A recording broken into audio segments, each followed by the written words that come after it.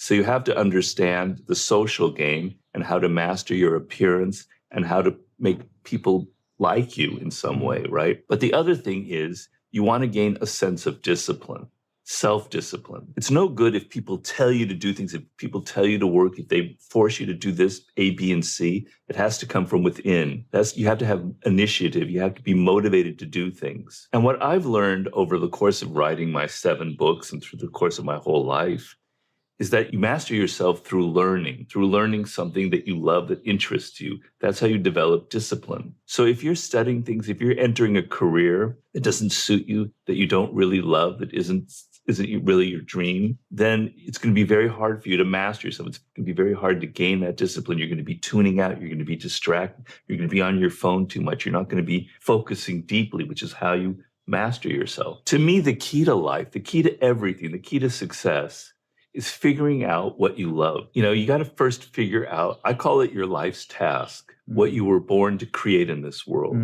Everybody is born as an individual. There's something very unique about you. And I mean every single person out there. I don't just mean people who have special talents. Everybody has this power within them. Everybody is unique in some way in their DNA, in how they were raised, in their early encounters in life. And the trick in life is bringing out your uniqueness, bringing out what makes you weird, what makes you strange, what makes you different, and leaning into it and creating a business, writing a book, going into some field that reflects that uniqueness. If you discover what that is when you're in your early 20s, more or less, then you're going to learn at a much faster rate than if parents tell you to go to law school and you go to law school, but it doesn't really connect with you and you're tuning it out and you're not really learning. But if you find something that you love, you're going to learn at a very fast rate. And as you learn, as you develop skills, as things improve in your brain, you're going to be gaining discipline. You're going to be mastering yourself. Because I believe that you master yourself in what you actually make and what you create. I only became who I am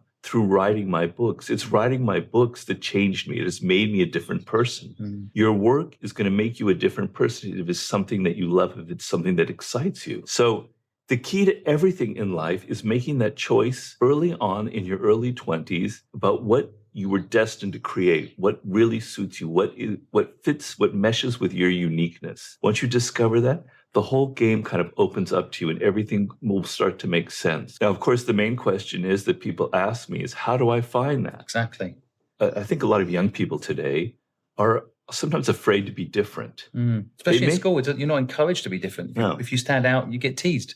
I mean, people like maybe dress differently and stuff, but truly being unique in your work, in your ideas, in your thinking, in what you love, is something that a lot of people are afraid of. And if you look at anybody who's successful in music, for instance, they're all unique. There's nobody else like them. I mean, back in my day, I was a big David Bowie fan. There's nobody like David Bowie, right? These are people that understood their uniqueness. They weren't afraid of it. They embraced it and they used it.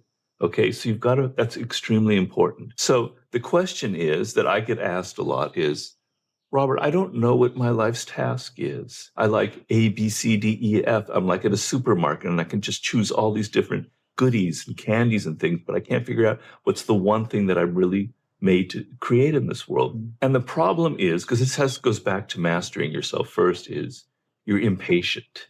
People today, everybody who's young, I was like this when I was young, you're impatient. You want things right now. You want an answer. You want Robert Greene to tell you, this is what you were meant to do. This is how you find your life's task, A, B, C. I give you these clues and you're just going to find it like on an Easter egg hunt or something. It doesn't work like that. You have to be patient in this world. Figuring out who I am, figuring out what I love, figuring out what I was meant to do. It's going to take months. It could take years. You have to be patient. You have to be open and willing. It's an adventure. It's a journey that you're on. So I say, all right, let's just first start on that thing that I'm not going to give you an answer right away. You have to be patient. And then it's a matter of going into yourself and being introspective, which is an incredibly important skill to have in life, to be able to withdraw from the group, withdraw from your phone, withdraw from your friends, be alone, listen to yourself and write things down in a journal and go, these are my thoughts. These are what I like. This is what I love. This is what I hate. When I was 5 years old, I really, really loved this activity, this endeavor, and then I kind of lost track of that and I forgot about it. You're going to be going deeply, deeply, deeply into yourself, not listening to what all your friends are saying, not listening to what people on Instagram are saying, just yourself, your voice. You have a voice inside your head that speaks to you about what you love, but you're hearing all these other voices from other people. Get rid of all those voices and listen to yourself. And when you go through that, something will happen. A click will happen. You'll go, I actually am really attracted to science. I was forced to go in this other direction, but I'm really interested in this. I have a kind of a logical brain. This is what I was meant to do. Could be anything. I don't know what it is. And I tell people, often when you were very young, when you were 8 or 7, you actually knew it, but you lost it. And so it's a process. It's like it's like a dig. We're digging in the ground and we're going back into your childhood and we're figuring out what it is that makes you unique and what you were meant to accomplish in life. I think, to follow your point, like, a lot of people aren't asking themselves what their factory setting is. And they're not saying to themselves, what is it I enjoy doing? And then maybe get really good at that. To your point, mastery, right? Yeah. I mean, the problem is nobody teaches this. Nobody gives it to you. When you go to school, when you're young, they force you to do algebra, math, sciences, English. Doesn't suit you. You get turned off by learning, right? Yep. And then that haunts you the rest of your life. Yep. But I can tell you, learning is actually the most exciting thing in the world. It's almost as exciting as sex. I know you don't believe that, but it is. Wow, big statement. That's a big statement.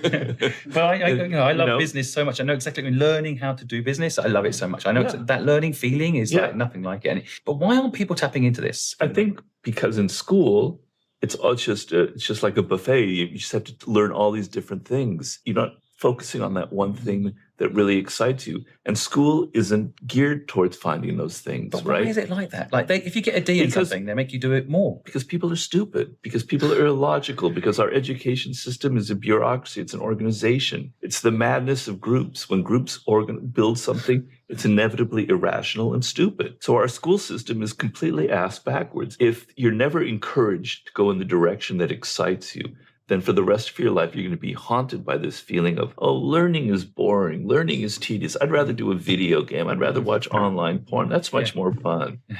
Let me tell you a story here. My parents wanted me to be very successful. They were very ambitious, right? And they were kind of pushing me to go to law school, to medical school. And I was a literature person, right? I was just into books and learning and reading and novels, and I wanted to be a writer. And I wandered through life, my 20s. As I've told in many interviews, I had 50 different jobs. By the time I'm in my mid-30s, you could definitely say that Robert Greene was kind of a loser. I never made money, really good money. I went from job to job to job to job. I wasn't a complete failure, but I had not figured anything out. My parents were really getting worried about me because they didn't force me to do these things. And then I discovered what I love. I found writing these kinds of books that I wrote. I was never interested in money.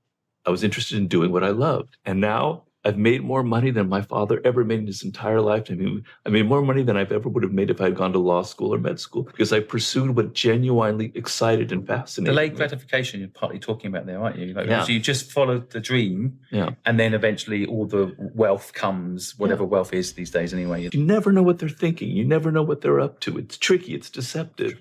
And it can drive you crazy. And if you enter the world 22, 23, they never teach you these things. And you enter the work world and it's all political and people have their egos and they're all trying to get this or that, or you can take it personally and get very upset and you can get emotional and it can ruin your life. So I want you to think of understanding people as a skill as necessary as learning business, as learning coding, as learning algorithms, learning anything in life. And the only way you're going to learn about people is by interacting with them. If you're too virtual, if you're doing everything on your phone, you're not interacting with people, you're not going out and meeting them, you're not being social, that skill will atrophy. That it's like a muscle you have to develop. Mm-hmm. And so you have to get to this point where I want to understand people. I want to read them. I want to be able to know what's going on and not be so lost. So the first thing is to realize, to get down on your hands and knees and go, I don't understand people. They're mystery to me. They cause me problems. Now you can take the next step. And the next step is you have to observe people. And the problem that most of us face is, quite honestly, we're more interested in ourselves than we are in other people. I make the point in my book, Human Nature, Laws of Human Nature, that we are all self-centered. We are all narcissists to some extent. We want to hear about ourselves. We love it when people talk about us. Other people we don't think they're as interesting as us, but actually, other people are much more interesting than you are. Your thoughts are going round and round in circles, the same boring ideas. People are weird. They're strange. They have different experiences than you. They come from different cultures. Feel like you want to get inside people. You want to understand their stories. You're interested in them. And then use your imagination. And then be very attentive to people's nonverbal cues. But the most important thing about understanding human nature is that appearances don't matter. People create the appearance that they want you to see. So don't take the appearance people present to you at face value. Look behind the mask. I think it's such an underrated point that people don't understand how, like, I ask people in the street what their dream is. The answers blow my mind. Like, I just find it so fascinating as well, what's going on behind the eyes, there's so much more. And people do judge, not by how people look, but the jobs that they're doing. So we asked this guy who was in the bin, like what his dream is. And he had this most amazing What do you mean in the bin? He was in the bin, taking something out of the bin to eat. He's like homeless? We couldn't tell what he was actually doing, but he was in the bin. And you would normally walk past this person, maybe with a little bit of fear. And then we actually asked him what his dream was. And his dream was incredible. Back to your point, I think we do judge a book by its cover. But a lot of people will be listening to this thinking, well, okay, so again, back to themselves. Right, I can go ask people, what they're about, and I can copy Simon, what's your dream? But how do I know, how does that help me? How do you think that helps people? Well, geez, I mean, as I said, you're a social animal. So at some point, however old you are, you're going to get a job, and you're going to be dealing with 5, 6, 20, 100, 200 strangers, right? And if you don't understand them, if you're not interested in them, if you don't know what's really going on in their mind, you're going to be doing stupid things. You're going to be making mistakes. You don't realize that everyone has an ego, and that you're going to be stepping on their toes and making them upset. Your life is going to be miserable if you don't take the time to try and understand people on a deeper level. And once you do try and understand them, once you understand that people present a front that's not reality, then you kick into another gear and you go, I'm going to try and figure them out. Now, you can't always figure people out. They're complex. I don't really know what's going on in your mind right now. I can't read it. But I can sense your mood. I can sense how you feel. I don't know your thoughts, but I can sense if you're kind of hostile, if you're open and interested. So you want to develop this interest in other people. You want to see it as a skill, and you want to observe them. And in my book, Laws of Human Nature, I explain 18 kind of facets, traits that humans have had for thousands of years. And I kind of take you through it step by step, just to give you one example. So I don't want to take up all the time here. I have a chapter on envy. Envy is an incredibly important thing to understand. Everybody feels it. I feel it. Even Elon Musk feels it. The most powerful people in the world feel it. It's so ingrained in human nature. And what it is we're constantly comparing ourselves to other people. That's how our brains work. Our brains work by comparing things. So if I'm on social media and I see people are traveling to Tahiti, they've got these wonderful families, they're married to this beautiful woman, I'm feeling envy, damn it. Even I'll feel envy, right? I feel it. Ryan Holiday, Yeah. my former mentee, he's far more successful than I am. I can feel envy for Ryan. We're all prone to it. And I want to show you where it comes from, how you feel it, how you can overcome that feeling and turn it into something productive. So understanding human nature is also about understanding and identifying toxic people before you let them into your life and they ruin you. One of the things I talk in the book about how to use your envy is, if there are people who have things that you wish you had but don't have, then use that as a spur, as something to stimulate you to get what they have, to become successful. I think positive envy, a bit like ego, and it can be powerful if it's a positive thing. Yeah. One aspect of envy is this thing called Schadenfreude, which means we feel joy when other people have a bad experience, right? It's an ugly emotion, but a lot of people have it. Yeah, I'm sure I've had it in my life. I'm sure you've had it. I can't think I have, actually. I'm being genuine. I can't think of a moment where I've enjoyed someone else's misery. Well, I say that. I used to have an agency. Yeah, okay. I just remember. Here we go. And we beat a big company that said they were going to squash us, and we beat them. So but it was more like a competition type fight. Okay. Well, the other side of that, the opposite of Schadenfreude would be, I'm using German words, so excuse me, please, but Mitfreude, which means having pleasure with other people. So when other people have success, feel joy about them. Yeah. Force yourself to feel good about them. Force yourself to say, That's great. I'm so happy for you. You won't realize how wonderful that feeling is because it's not natural. It's not natural if your friends suddenly sell something great. Your first instinct is, well, why not me? Yeah. Instead, drop yourself and just go, I'm really, truly happy for that other person. It's a very wonderful emotion, confident front. And then there's the confidence that's a quiet confidence that's based on the fact that you know what you're talking about, that you have skill, that you've had success in life. And so you don't need to brag. You don't need to kind of create the show, the performance of confidence. I can very quickly tell the difference when I meet people. What's the who has the real one, who has the fake one. But the main thing that you want is, if you want to have confidence in life, it has to be built on something real. If, let's say, in the realm of seduction, which is one of my books, The Art of Seduction,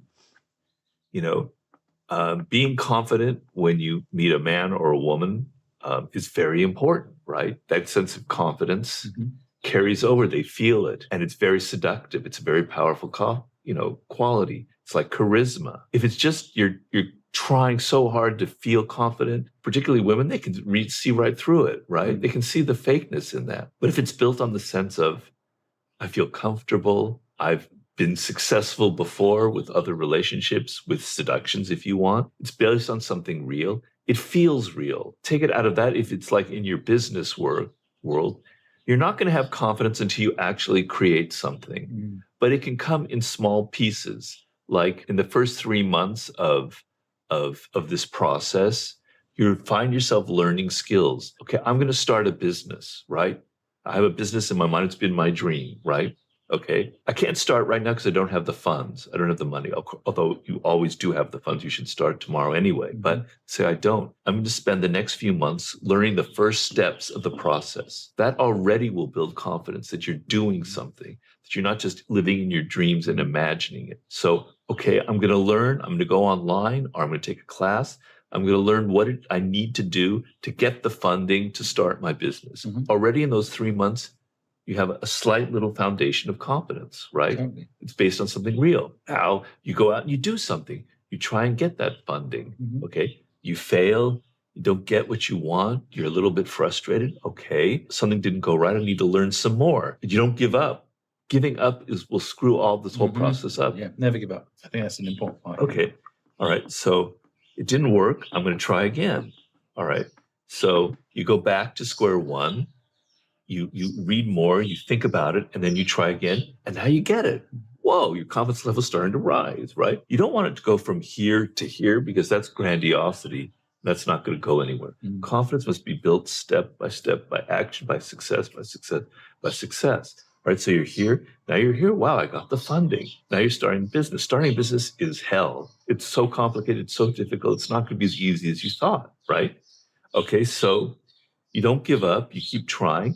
And as you get any kind of success, you move on to that next level, on and on and on, you build it. Then, of course, inevitably in life, you're going to have failure. You're going to fall down, right? And your confidence is going to waver. But in the back of your mind, you will always have that memory of how you pushed past it, how you didn't give up, how you learned, how you got past the first failure. And it'll still give you a level of confidence that you can always fall back on. But the main point is, it has to be built slowly on things that are real, on things that you do. And if you do, it's confidence that will last you through your whole life. I think it's the best explanation I've ever heard of, like, it's good to fail. Because if you fail, you learn something. You go again and again till you learn something. And then you get the confidence because you failed so many times. You've got all the knowledge now to not fail. Well, failure is the entrepreneur's school. It's where you learn. I have the story in Mastery of Henry Ford, who started Ford Motor Company. You think your business is hard to start? Try starting an automobile company in the 1890s, Sure. Okay? The amount of capital necessary for starting it was insane, right? He didn't even have the trademark, did he, for the car at the time? No. So we had an idea about how he was going to do it, but his first company failed completely. He's going to start his second company. And everybody in the business goes, Henry Ford's a failure. We're not going to give you money. Once you fail in this business, you're gone. He somehow conned somebody into giving him money. Tried a second time. It was a disaster. It's even worse, an even bigger failure. All right, now he's totally ruined.